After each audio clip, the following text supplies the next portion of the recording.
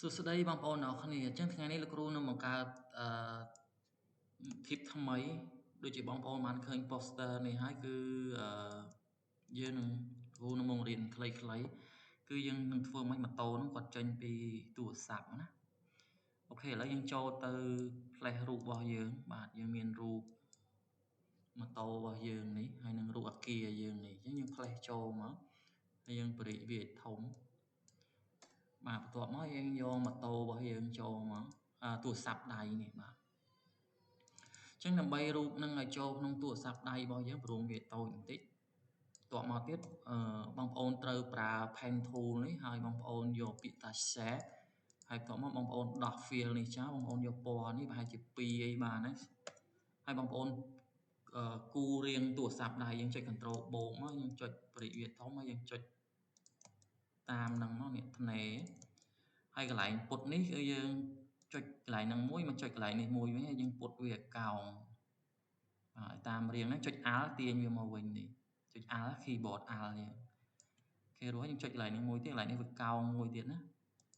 អញ្ចឹងយើងកោងពុតវាកែមហ្នឹងតិចចុច Alt ទាញវាទៀត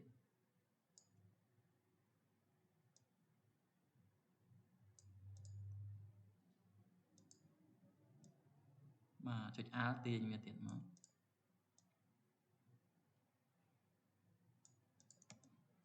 គេយ៉ាងនេះយើងពុតវាកោងទៀតអូខេអញ្ចឹងយើងពាត់ជុំវិញវាមកបាទអញ្ចឹងយើងអស់កន្លែងកោងហើយគឺនេះយើងកាត់ថងមកបាទកន្លែងនេះកោងមួយទៀតណា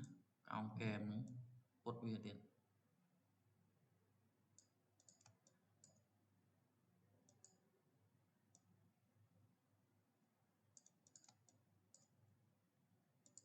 គេរួចហើយយើងចូលទៅដាក់ពណ៌វានេះដាក់ពណ៌អីក៏បានដែរបាទដាក់ពណ៌ក្រហមអញ្ចឹងក៏បានដែរហ្នឹងហើយតមកទៀតយើង like pen tool នឹងមិនណាយើងអាចដោះ fill នេះចោលដោះ stroke ចោលវិញ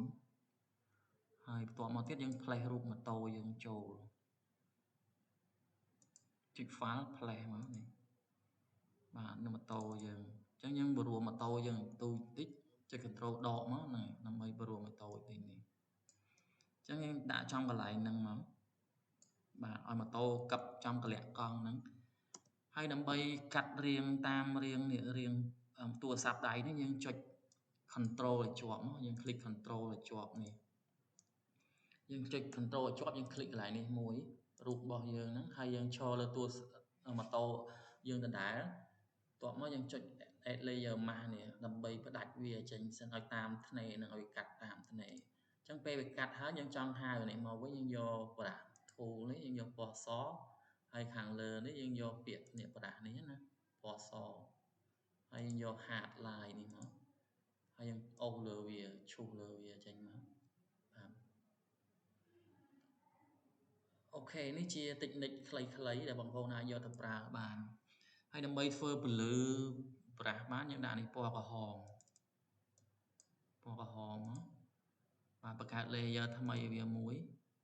ហើយចុចប្រាស់នេះយើងទៅសុសវិញឡើងមកលើយក general នេះយកសុសដាក់ពណ៌ក្រហមហើយយើង click លើវាមួយយើងចុចគ្នាបបាទឲ្យ bridge វាធំយើងអាចដូរលេខកន្លែងនេះក៏បានដែរហើយឬក៏គ្នាបិទចុចវា2ដងដែរហើយយើងបន្ថយវាតូចវិញបាទចុចគ្នាបើកហើយដាក់ពណ៌ស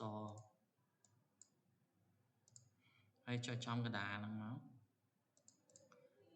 បាទចុចតែមួយបានទេបាទចុចច្រើនពេកព្រោះហើយយើងយក channel យកដូរ normal នេះដាក់ screen ហើយយើងចុចអក្សរ V វិញមកទាញវា